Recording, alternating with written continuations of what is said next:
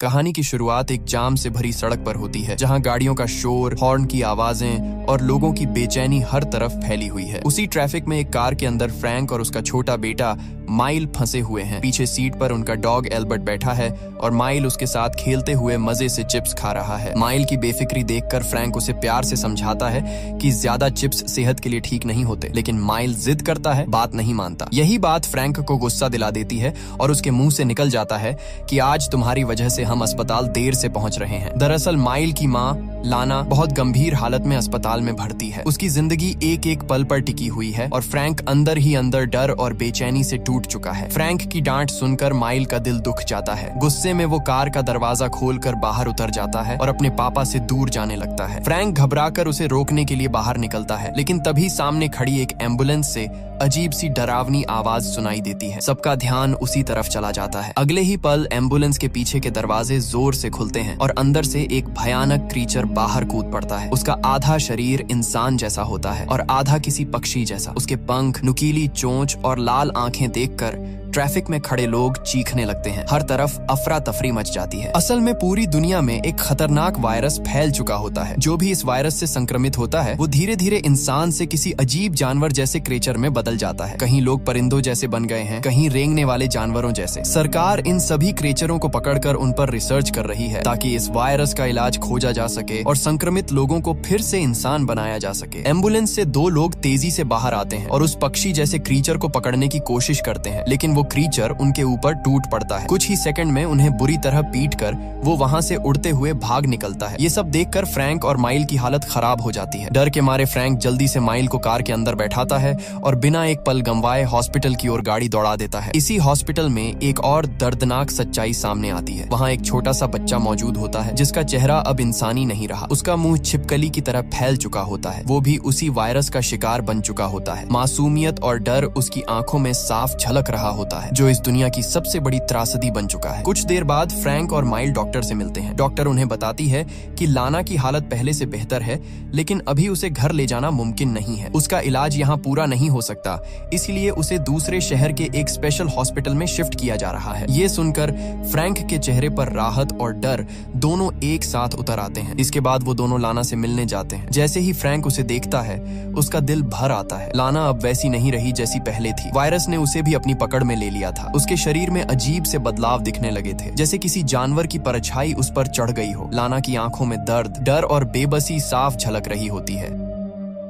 Frank उसका हाथ पकड़कर उसे दिलासा देता है और वहीं खड़ा माइल अपनी माँ को देखकर चुपचाप रोने लगता है। जब उन्हें पता चलता है कि लाना को जिस शहर में भेजा जाएगा वहीं उसका लंबा इलाज चलेगा, तो फ्रैंक फैसला कर लेता है कि वो भी माइल के साथ उसी शहर में शिफ्ट हो जाएगा। कुछ दिनों बाद फ्रैंक अपने बेटे के साथ उस नए शहर की ओर निकल पड़ता है। एक अनजान शहर, अनजान लोग और भविष्य का डर, सब कुछ उसकी आंखों में साफ दिखता है। वहाँ पहुंचकर वो किराए का एक छोटा सा घर लेता है और पास ही के एक रेस्टोरेंट में शेफ की नौकरी शुरू कर देता है। धीरे धीरे जिंदगी फिर से पटरी पर लाने की कोशिश शुरू हो जाती है। माइल का भी वहाँ के स्कूल में एडमिशन हो जाता है। पहले ही दिन माइल घबराया हुआ अपनी क्लास में खड़ा होता है और अपना नाम सबको बताता है। उसी क्लास में नीना नाम की एक लड़की होती है जो बड़ी बेझिझक माइल से सवाल पूछने लगती है। वो उसके घर, उसके पिता और माँ के बारे में भी पूछ बैठती है। माइल थोड़ी देर चुप रहता है, फिर कह देता है कि उसके पिता शेफ हैं और उसकी माँ की एक एक्सीडेंट में मौत हो चुकी है। ये झूठ बोलते वक्त उसका गला भर आता है, लेकिन वो नहीं चाहता था कि कोई उसकी माँ के बारे में सच्चाई जाने। नीना मुस्कुराते हुए उसे बताती है कि उसे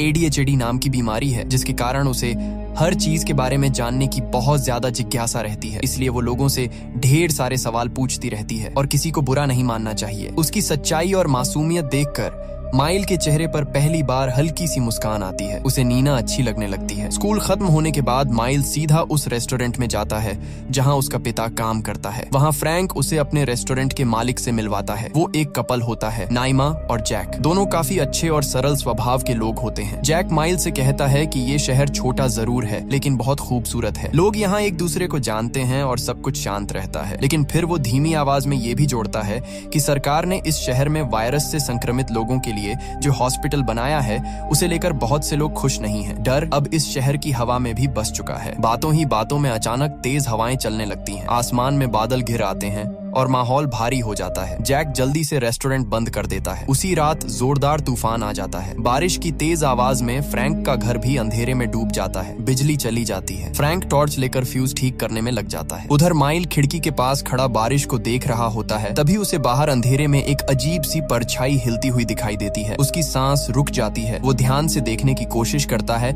और उसे एक क्रीचर दिखाई देता है जो दीवार के पास खड़ा उसे घूर रहा होता है। तभी अचानक घर की लाइट फिर से जल उठती है और अगले ही पल वो क्रीचर वहां से गायब हो जाता है। डर से कांपता हुआ माइल पीछे मुड़कर अपने पिता की तरफ देखता है, लेकिन वो कुछ नहीं कहता। वो इस राज को अपने दिल में ही दबा लेता है, यह सोचकर कि शायद जो उसने देखा वो उसका वहम रहा हो। अगली सुबह फ्रैंक के फोन की तेज आवाज से नींद टूटती है। सामने से पुलिस की भारी आवाज आती है जो बताती है कि जिस बस से लाना को दूसरे शहर ले जाया जा रहा था उसका रास्ते में एक्सीडेंट हो गया है। बस तेज बारिश के कारण फिसलकर सीधे एक गहरे तालाब में जा गिरी है। ये सुनते ही फ्रैंक के हाथ से फोन छूटते छूटते बचता है। उसका पूरा शरीर सुन्न हो जाता है। बिना कुछ सोचे वो माइल को उठाता है और सीधे उस तालाब की तरफ भागता है। तालाब पर पहुंचते ही हर तरफ पुलिस, एम्बुलेंस और लोगों की भीड़ होती है। पानी के अंदर से बस का टूटा हुआ ढांचा बाहर निकाला जा रहा होता है। फ्रैंक बेकाबू होकर अपनी पत्नी को पुकारते हुए पानी की तरफ दौड़ पड़ता है, लेकिन पुलिस वाले उसे पकड़कर रोक लेते हैं। वो चीखता है, छटपटाता है, लेकिन कोई उसे आगे नहीं बढ़ने देता। वहीं मौजूद जूली नाम की एक पुलिस ऑफिसर उसे संभालते हुए बताती है कि इस बस में ज्यादातर लोग वायरस से संक्रमित थे। कुछ लोग हादसे में मारे जा चुके हैं और कई लोग जान बचाकर पास के जंगल में भाग गए हैं। जूली उसे ढांढस बंधाते हुए कहती है कि अभी तक लाना का कोई ठोस पता नहीं चला है,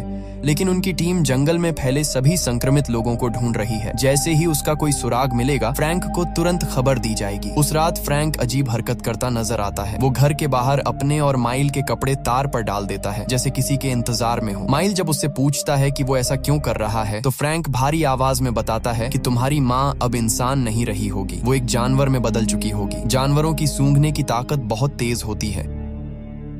अगर उसे हमारी गंध मिल गई तो वो हमें ढूंढते हुए यहाँ तक आ सकती है। ये सुनकर माइल की आंखें भर आती हैं। वो धीरे से अपने पापा से कहता है कि वो अब कभी वापस नहीं आएगी, तुम्हें ये सब नहीं करना चाहिए। लेकिन फ्रैंक माइल की बात सुनने को तैयार नहीं होता। वो उसे चुपचाप अंदर जाने को कह देता है। उस रात दोनों अलग अलग कमरों में जागते रहते हैं, एक उम्मीद से और दूसरा डर से। अगली सुबह माइल स्कूल जाता है। टीचर सभी बच्चों को मैदान में गेम खेलने के लिए ले जाते हैं। वहाँ रस्सा कशी यानी टग ऑफ वॉर का खेल शुरू होता है। माइल जिस टीम में होता है वो धीरे धीरे हारने लगती है। उसकी टीम के बच्चे थक जाते हैं और एक एक कर ढीले पड़ने लगते हैं। तभी अचानक माइल अकेला ही रस्सी को पकड़ लेता है और पूरी ताकत से खींचता है। कुछ ही सेकंड में वो सामने वाली पूरी टीम को जमीन पर घसीटते हुए गिरा देता है। डर के मारे पीछे हट जाता है। उसके हाथ कांपने लगते हैं। मैदान में सन्नाटा छा जाता है। सभी बच्चे और टीचर हैरानी से माइल को देखते रह जाते हैं। खुद माइल भी अपनी ताकत देखकर कांप जाता है। उसे समझ नहीं आता कि उसके अंदर अचानक इतनी ताकत कहां से आ गई। वहीं जॉर्डन नाम का एक लड़का उसकी ताकत से बहुत प्रभावित हो जाता है और उसे अपने घर पार्टी में आने का न्योता दे देता है। स्कूल से निकलते ही माइल सीधा अपने घर की तरफ भागता है। कमरे में पहुंचते ही वो घबराहट में अपने हाथों के नाखून देखने लगता है। उसके नाखून पहले जैसे नहीं लगते,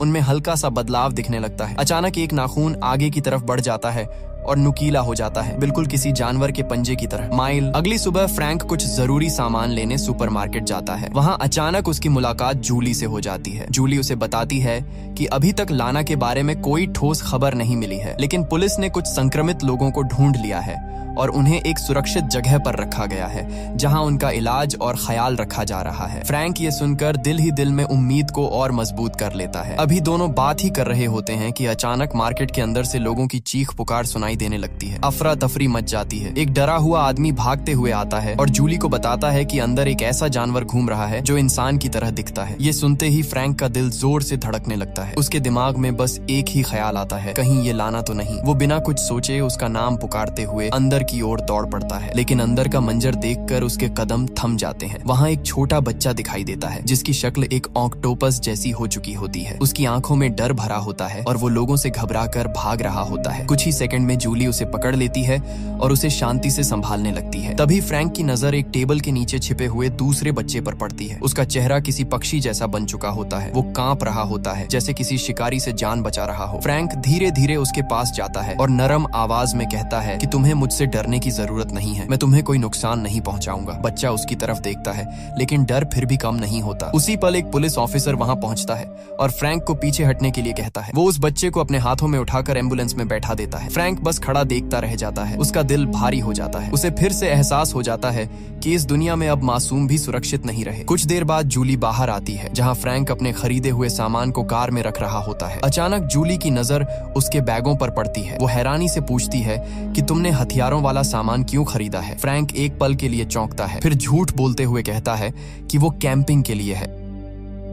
जूली उसे सख्त लहजे में समझाती है कि जंगल में जाना खतरनाक है और वो ऐसा कुछ न करे। इतना कहकर वो वहां से चली जाती है। लेकिन सच्चाई ये होती है कि फ्रैंक ने ये सारा सामान लाना के लिए खरीदा होता है। वो चाहता है कि अगर उसे जंगल में लाना मिल जाए तो वो उसे ये सामान दे सके, ताकि उसे वहां जिंदा रहने में थोड़ी आसानी हो। अगली सुबह फ्रैंक माइल को जगाने की कोशिश करता है, लेकिन माइल बिस्तर से उठने से मना कर देता है। तभी माइल के फोन पर एक मैसेज आता है। वो नीना का होता है, जिसमें लिखा होता है कि क्या तुम फ्राइडे को जॉर्डन की पार्टी में आ रहे हो? मैसेज पढ़ते ही माइल के चेहरे पर खुशी चमक उठती है और वो फुर्ती से उठकर अपने पिता के पास पहुंच जाता है। फ्रैंक गंभीर लहजे में उसे बताता है कि कल सुपरमार्केट में उसने 2 संक्रमित बच्चों को देखा था। इससे उसे पूरा यकीन हो गया है कि लाना अब भी जिंदा होगी। इसलिए वो चाहता है कि वो दोनों फ्राइडे को जंगल जाकर उसे ढूंढें। ये सुनकर माइल थोड़ी देर चुप रहता है, फिर कह देता है कि फ्राइडे को वो अपने दोस्त के घर पार्टी में जा रहा है। फ्रैंक की आवाज सख्त हो जाती है। वो कहता है कि अभी पार्टी से ज्यादा जरूरी तुम्हारी माँ को ढूंढना है, क्योंकि वो तुम्हारी माँ है। लेकिन माइल इस बात को अनसुना करके अपने कमरे में चला जाता है। कुछ पल बाद फ्रैंक भारी दिल से कहता है कि ठीक है, तुम पार्टी में जा सकते हो, लेकिन तुम्हें जल्दी घर लौटना होगा। फ्रैंक खामोशी से वहीं खड़ा रह जाता है, जबकि माइल अपने कमरे में चला जाता है। दोनों के बीच अब सिर्फ दूरी ही नहीं, एक अनकहा डर और टकराव भी खड़ा हो चुका होता है। फ्राइडे की शाम होते ही माइल जॉर्डन की पार्टी में पहुंच जाता है। तेज म्यूजिक, रंग बिरंगी लाइटें और चारों तरफ शोर। माइल पहली बार इतना आजाद महसूस करता है। दोस्त उसे ड्रिंक पकड़ाते हैं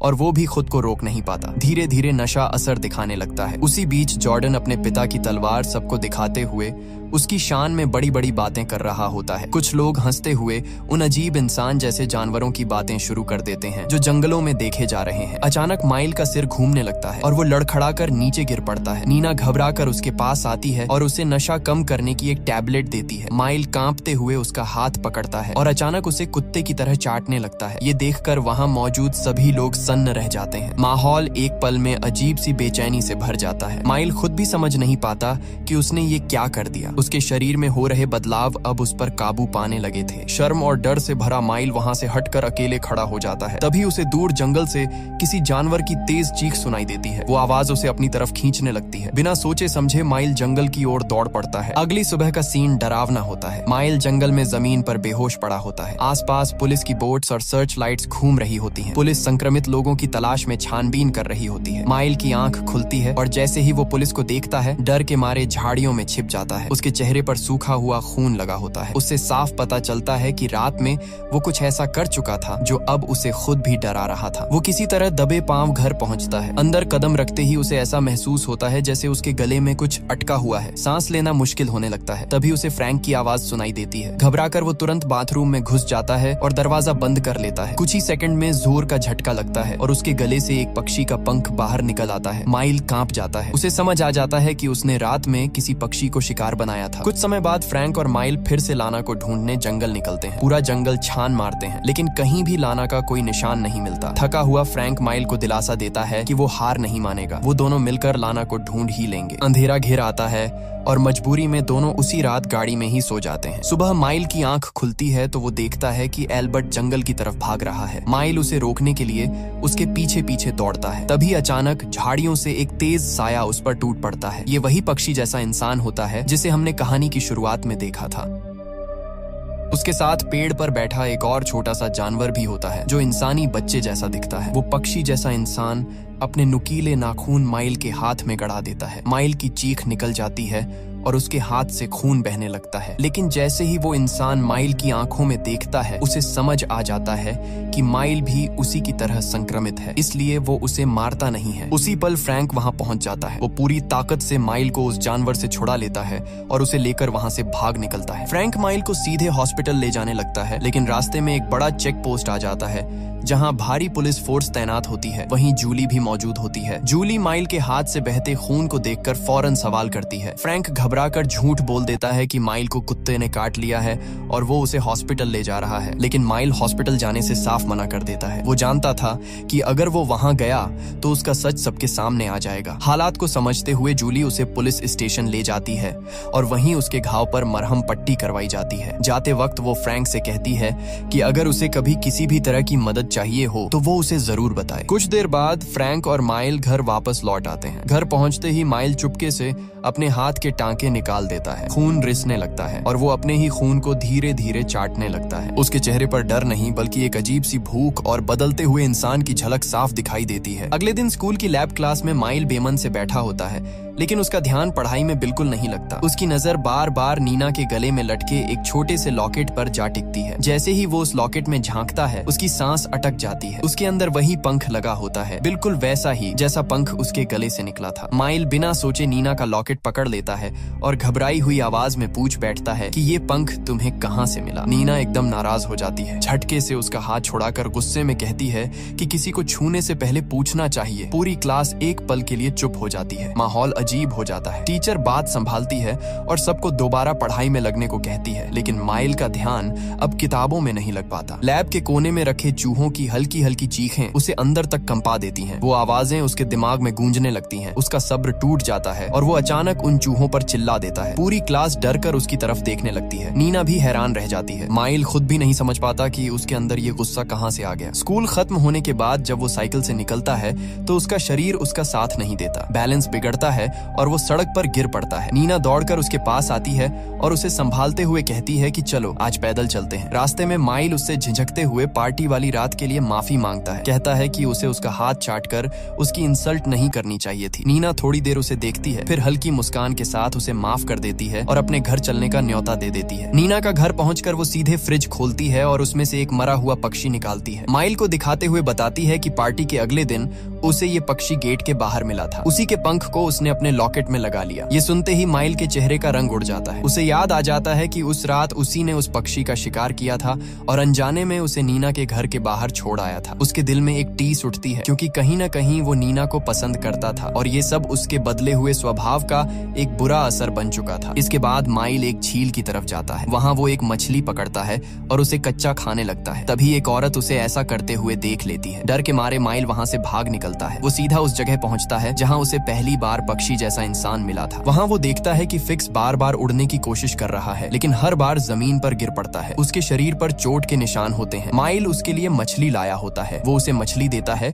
और उसका नाम पूछता है। फिक्स थकान भरी आवाज में बताता है कि उसे अपना असली नाम याद नहीं है, इसलिए उसने खुद का नाम फिक्स रख लिया है। जब माइल उससे अपनी माँ के बारे में पूछता है तो फिक्स सिर हिलाकर कहता है कि वो उसे नहीं जानता। फिक्स की हालत देखकर माइल उसे एक बेहतर जगह ले जाने का फैसला करता है। वो उसे एक गहरी झील तक ले जाता है और वहाँ पानी में पड़ी लकड़ियों को हटा देता है, ताकि जब फिक्स गिरे तो जमीन पर नहीं सीधे पानी में गिरे और उसे चोट न लगे। वो दोनों मिलकर वहाँ उसकी उड़ान की प्रैक्टिस शुरू कर देते हैं। शाम होते होते जब माइल घर लौटता है तो उसका शरीर फिर से जवाब देने लगता है। वो साइकिल चला नहीं पाता और गिर पड़ता है। मजबूरी में वो साइकिल वहीं जंगल के पास छोड़कर पैदल घर चला जाता है।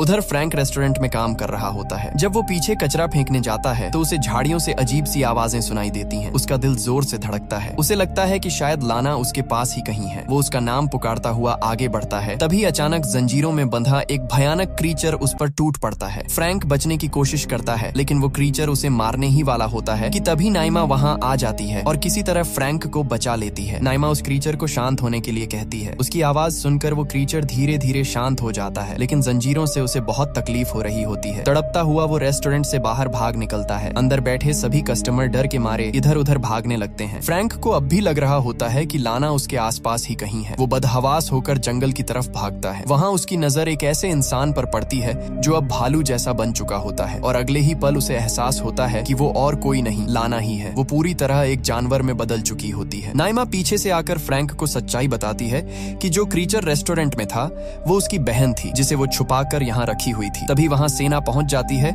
और पूरे इलाके में क्रीचरों की तलाश शुरू हो जाती है। दूसरी तरफ अगले दिन स्कूल में लंच के दौरान माइल का एक दांत अचानक टूटकर बाहर आ जाता है। पूरा कैंटीन हंसी से गूंज उठता है। बच्चे उसका मजाक उड़ाने लगते हैं। शर्म और डर से माइल स्कूल छोड़कर वहां से भाग जाता है। वो सीधे फिक्स के पास पहुंचता है। फिक्स अब भी उड़ने की कोशिश कर रहा होता है और बार बार पानी में गिर रहा होता है। थोड़ा आराम करने के बाद माइल उसके घावों पर मरहम लगाता है। तभी वो उसके चेहरे पर लगी पट्टी हटाता है और देखता है कि उसका चेहरा पूरी तरह खराब हो चुका है। फिक्स दर्द भरी आवाज में बताता है कि डॉक्टरों ने उसकी बढ़ती हुई चोंच को काटकर हटाने के लिए सर्जरी की थी। माइल चुपचाप फिर से उसके चेहरे पर दवा लगाकर पट्टी बांध देता है। पास के पेड़ पर एक और छोटा क्रीचर बैठा होता है। फिक्स उसे मेंढक कहकर बुलाता है, लेकिन माइल उसे देखकर कहता है कि वो शायद छिपकली या गिरगिट में बदल रहा है। इधर जूली फ्रैंक की मदद करते हुए उसके साथ एक बार फिर जंगल जाती है। दोनों काफी देर तक लाना को ढूंढते रहते हैं, लेकिन कोई क्रीचर नजर नहीं आता। तभी फ्रैंक की नजर जमीन पर पड़ी माइल की साइकिल पर पड़ती है। वो उसे उठाकर चुपचाप अपने साथ घर ले आता है। उसके दिल में एक अजीब सा डर घर करने लगता है। उसे अब सिर्फ लाना की नहीं, अपने बेटे की भी चिंता सताने लगती है। घर में फ्रैंक हाथ धो रहा होता है, तभी अचानक सिंक जाम हो जाता है। पानी भरने लगता है, बदबू उठती है। झुंझलाकर वो नीचे झुककर पाइप खोलता है। जैसे ही वो अंदर फंसा कचरा बाहर निकालता है, उसके हाथ कांप जाते हैं। पाइप से बहुत सारे बाल और कुछ नुकीले नाखून निकलते हैं। फ्रैंक उन्हें देर तक घूरता रहता है। उसी पल उसके दिल में बैठा डर सच में बदल जाता है। अब उसे पूरा यकीन हो जाता है कि माइल भी संक्रमित हो चुका है और वो भी धीरे धीरे एक जानवर में बदल रहा है। थोड़ी ही देर में माइल घर लौट आता है। फ्रैंक भारी आवाज में उसे अपने नाखून दिखाने को कहता है। माइल नजरें चुराते हुए मना कर देता है। फ्रैंक बिना कुछ कहे उसकी साइकिल उठाकर उसके सामने रख देता है और कहता है, चलाकर दिखाओ। माइल सब समझ जाता है कि उसके पिता को सच्चाई पता चल चुकी है। घबराकर वो दरवाजे की तरफ भागता है, लेकिन फ्रैंक उसे पकड़ लेता है। माइल खुद को छुड़ाने की कोशिश करता है, मगर फ्रैंक उसे कसकर सीने से लगा लेता है। उसकी आंखें नम हो जाती हैं, लेकिन वो माइल को जाने नहीं देता। अगली सुबह फ्रैंक माइल को नाश्ता देता है। माइल खाना इंसान की तरह नहीं बल्कि जानवरों की तरह तोड़ तोड़ कर खाने लगता है। फ्रैंक सब कुछ देखता है, लेकिन कुछ नहीं कहता। फिर वो चुपचाप लाना की कुछ दवाइयां माइल के सामने रख देता है। माइल उन्हें देखता है और धीरे से मना कर देता है। उसे पता था कि ये दवाइयां अब उसके किसी काम की नहीं है। स्कूल जाने से पहले फ्रैंक माइल के दांत चेक करता है। उसके दांत अब पहले से कहीं ज्यादा नुकीले हो चुके होते हैं। फ्रैंक उसे समझाता है कि उसे रोज अपने नाखून काटने होंगे ताकि किसी को शक न हो। फिर वो उसके कानों में रुई लगा देता है ताकि उसे बाहर की तेज आवाजें कम सुनाई दें। आखिर में वो उसे बाल हटाने वाली क्रीम के बारे में भी बताता है ताकि शरीर पर निकलने वाले बालों को छुपाया जा सके। फ्रैंक हर कोशिश कर रहा होता है कि उसका बेटा दुनिया की नजरों से छुपा रहे, लेकिन सच्चाई अब धीरे धीरे बाहर आने को तैयार खड़ी होती है। इसके बाद जूली घर आती है और फ्रैंक को अपने साथ लाना की तलाश में ले जाती है। दोनों जंगल के रास्तों और पुराने इलाकों में उसे ढूंढते रहते हैं। इधर माइल घर के बाहर टहलते हुए नीना से फोन पर बात कर रहा होता है। वो मजाक में नीना को जोर से चिल्लाने को कहता है और फोन कान से दूर कर लेता है। जैसे ही नीना चिल्लाती है, उसकी आवाज माइल को बिल्कुल साफ सुनाई देती है। माइल हैरान रह जाता है। उसे एहसास होता है कि अब वो कई किलोमीटर दूर की आवाजें भी सुन सकता है। अगले दिन माइल फिक्स से मिलने जाता है। वहाँ उसे देखकर झटका लगता है, क्योंकि अब फिक्स इंसानों की तरह बात नहीं कर पा रहा होता। उसके मुंह से अब सिर्फ पक्षियों जैसी आवाजें निकलती हैं। ये देखकर माइल की आंखें भर आती हैं और वो फिक्स को गले लगा लेता है। तभी फिक्स एक बहुत बड़े पेड़ पर चढ़ जाता है और ऊपर से छलांग लगा देता है। वो हवा में अपने पंख फैलाकर उड़ने लगता है। ये देखकर माइल के चेहरे पर खुशी आ जाती है। उसे लगता है कि फिक्स अब सच में आजाद हो गया है। उसी रात फ्रैंक के रेस्टोरेंट में एक बड़ी पार्टी होती है। लोग हंस रहे होते हैं, संगीत बज रहा होता है। तभी जैक फ्रैंक के पास आकर बताता है कि उनके 2 सुअर गायब हो गए हैं और माइल भी अब तक पार्टी में नहीं आया है। ये सुनते ही फ्रैंक को माइल पर गुस्सा आ जाता है। वो उसे ढूंढकर जबरन ले आता है और सबके सामने उसे डांटता है। साथ ही उसके नाखून न काटने पर भी जोर जोर से चिल्लाता है। फ्रैंक जबरदस्ती माइल के नाखून काटने के लिए आगे बढ़ता है। डर और गुस्से में भरा माइल अपना आपा खो देता है और अपने पिता के कंधे पर काट लेता है। दर्द से तड़पते हुए फ्रैंक उसके गले पर कैंची रख देता है और उसे धमकाता है। माइल की आंखों में आंसू आ जाते हैं और वो वहां से भाग जाता है। इधर माइल की मुलाकात नीना से हो जाती है। नीना उसे खेत में घूमने के लिए अपने साथ ले जाती है। अंधेरे और सन्नाटे में चलते हुए दोनों एक दूसरे के करीब आ जाते हैं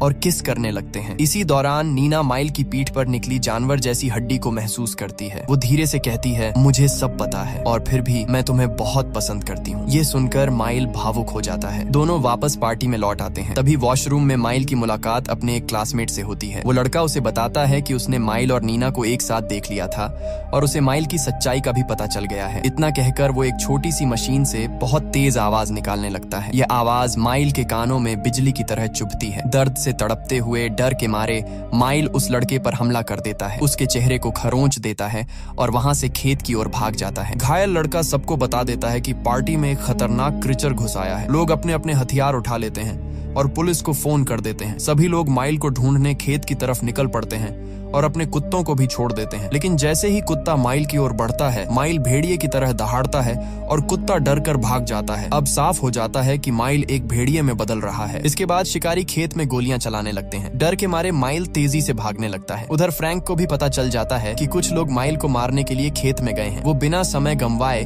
माइल को बचाने खेत की ओर दौड़ पड़ता है। तभी फिक्स वहां आ जाता है और एक शिकारी को अपने पंजों से पकड़कर मार देता है। इसके बाद माइल और फिक्स जंगल की ओर भागते हैं, लेकिन जंगल के अंदर एक शिकारी अचानक फिक्स को गोली मार देता है। फिक्स वहीं गिर जाता है। ये देखकर माइल टूट जाता है। वो दौड़कर फिक्स के पास जाता है, उसके शरीर से लिपटकर रोने लगता है। कुछ देर बाद फ्रैंक और शिकारी वहां पहुंचते हैं। उन्हें फिक्स की लाश मिल जाती है, लेकिन माइल कहीं दिखाई नहीं देता। अगले दिन आर्मी के ट्रक जंगल की तरफ भेजे जाते हैं ताकि बाकी सभी क्रीचर्स को ढूंढा जा सके। माइल जंगल के अंदर छिपा हुआ होता है। भूख लगने पर वो पेड़ों से फल तोड़कर खा लेता है। शाम होते ही वो एक ऊंचे पेड़ पर चढ़ जाता है और भेड़िए की तरह जोर से आवाज निकालता है। अगली सुबह उसकी नजर जमीन पर पड़े भालू के पंजों के निशानों पर पड़ती है। वह उन निशानों का पीछा करने लगता है। चलते चलते रात हो जाती है और तेज बारिश शुरू हो जाती है। मजबूर होकर माइल एक गुफा के अंदर छिप जाता है। थोड़ी देर बाद वहां एक भालू आ जाता है। माइल डर जाता है, लेकिन अगले ही पल उसे एहसास होता है यह उसकी माँ लाना है, जो भालू में बदल चुकी है। माँ और बेटा एक दूसरे के सिर आपस में टिकाते हैं। लाना धीरे धीरे आगे बढ़ने लगती है और माइल भी उसके पीछे पीछे चल पड़ता है। इसी सस्पेंस के साथ ये कहानी यहीं पर खत्म होती है।